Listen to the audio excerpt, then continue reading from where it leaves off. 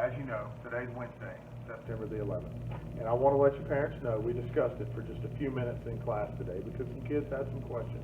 So I want to let you know they'll be coming home probably with some more questions.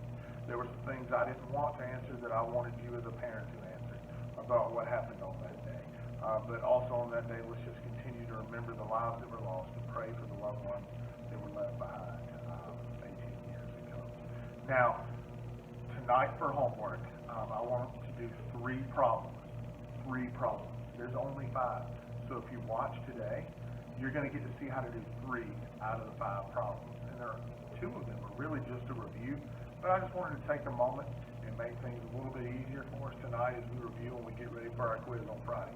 Speaking of Friday, we have Grandparents' Day. Don't forget that from 10 o'clock to 11 o'clock here at the school. Grandparents' Day, 10 o'clock to 11 o'clock. So let's jump into the homework. Number 1, round 153. 153 to the nearest 10. Well, the tens place has a 5 in it, so we're going to underline it, and we're going to look behind it. When we look behind it, we see a 3.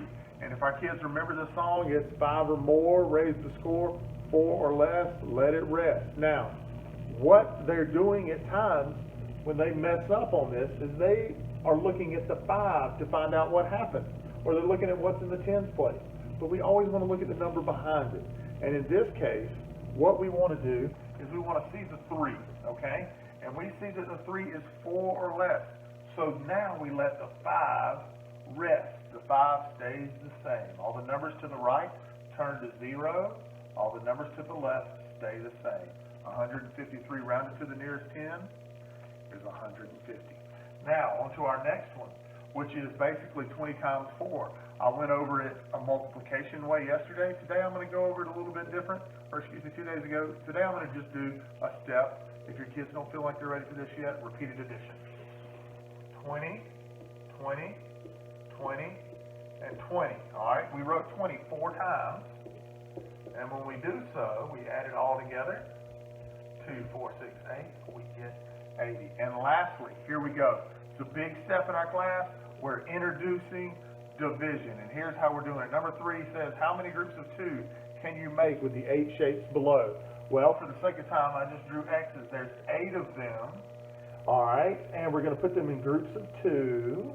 1, 2, 1, 2, 1, 2, 1, 2. Let's see how many groups we have. 1, 2, 3, 4.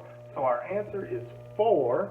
But another way to look for this for our kids is 8 divided by 4 is 2. Or 8 divided into 2 groups is 4. Thank you and have a blessed day. Feel free to contact me on Remind if you have any questions.